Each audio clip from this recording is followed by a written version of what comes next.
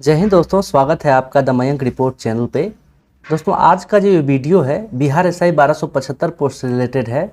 इस वीडियो में हम आप लोग को फिजिकल का क्या क्राइटेरिया है इसके बारे में डिस्कस करेंगे। बहुत सारे लड़कों का ये सवाल रह रहा था कि उनका हाइट का किसी का प्रॉब्लम है, किसी का वजन का प्रॉब्लम है, किसी का कुछ का प्रॉब्लम है।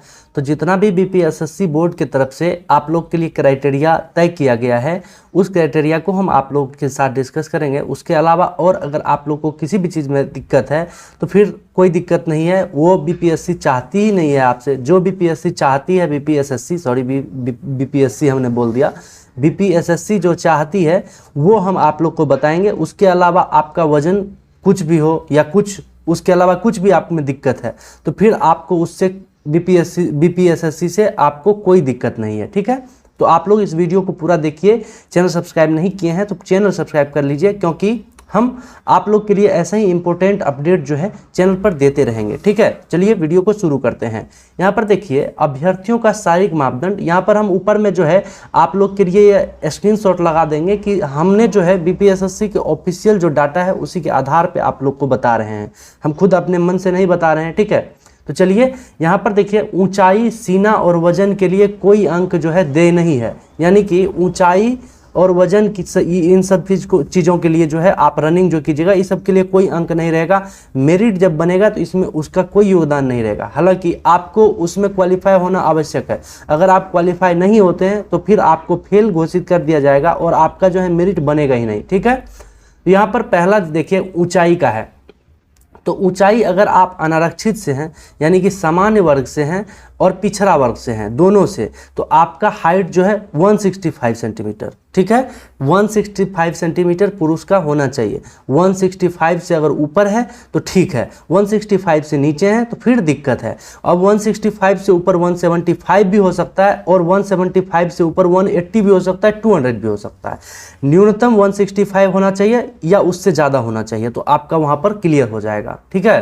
तो वहाँ पर आप देख लिए 165। उसके बाद अत्यंत पिछड़ा वर्ग यानी कि ईबीसी कैटेगरी से जो भी अभ्यर्थी हैं उनका न्यूनतम 160 सेंटीमीटर होना चाहिए। कितना होना चाहिए? 160 सेंटीमीटर। उससे ऊपर कितना भी हो कोई दिक्कत नहीं है, लेकिन नीचे नहीं होना चाहिए। हाँ, बहुत सारे अभ्यर्थियों का ये सवाल रहता है कि उसका 160 पॉइंट कुछ है, 160.2 है, 3 है।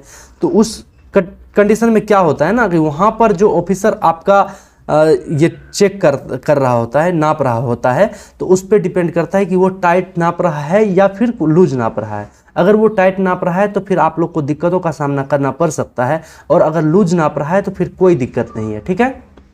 उसके बाद अनुसूचित जाति एवं अनुसूचित जनजाति के पुरुषों के लिए न्यूनतम क्या है? 160 सेंटीमीटर, ठीक है। न्यूनतम 160 सेंटीमीटर है। अगर आपका 159 भी है तो फिर आपको वहाँ पर छांट दिया जाएगा, और अगर 160.1 है तो फिर वही है कि जो नापने वाला अधिकारी है उस पर डिपेंड करता है। सही से अगर नाप रहा है तो फिर आपका ठीक है, और अगर टाइट नाप रहा है तो फिर दिक्कत है। चलिए एक दो टिप्स भी हम आपको बताएंगे कि मेरे साथ क्या हुआ था ये चेस्ट फुलाने में, तो वो सब चीज़ को आपको जो है ध्यान रखना है।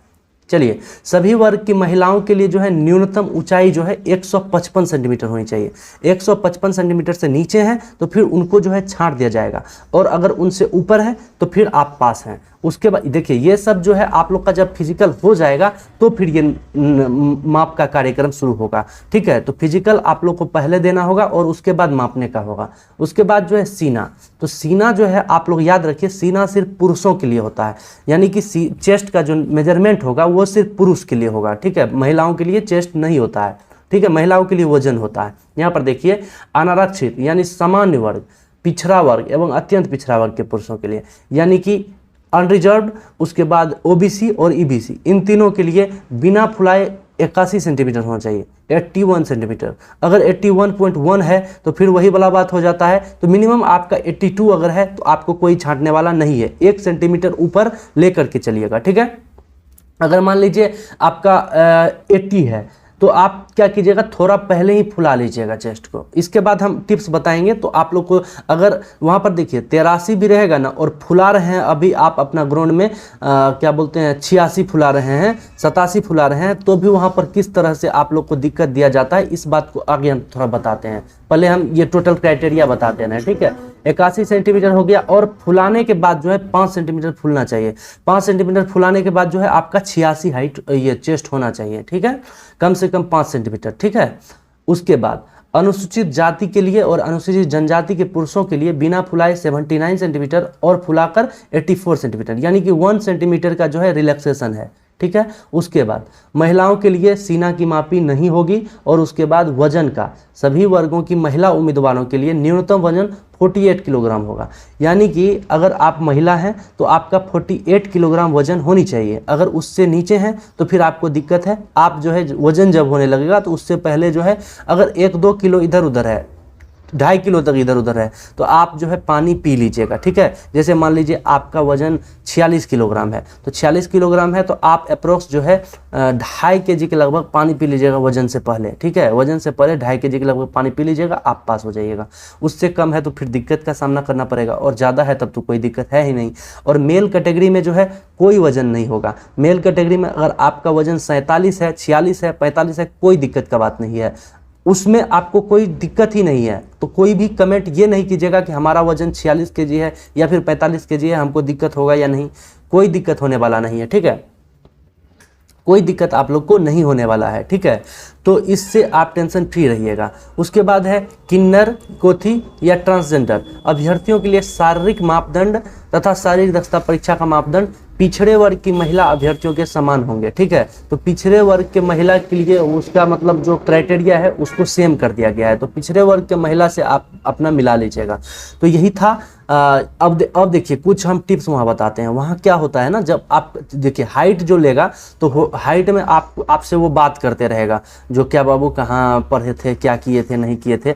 और उसी क्रम में जो है आप तन के खड़ा रहिएगा। अगर तन के खड़ा रहिएगा और वो क्या करता है ना, आपको बात में लगा देगा, और आप झुकिएगा जैसे ही तभी वो नाप ले लेगा। और नाप लेगा तो अगर आपका कम भी है तो फिर आपको छांट दिया जाएगा। तो इस चीज़ का ध्यान देना है।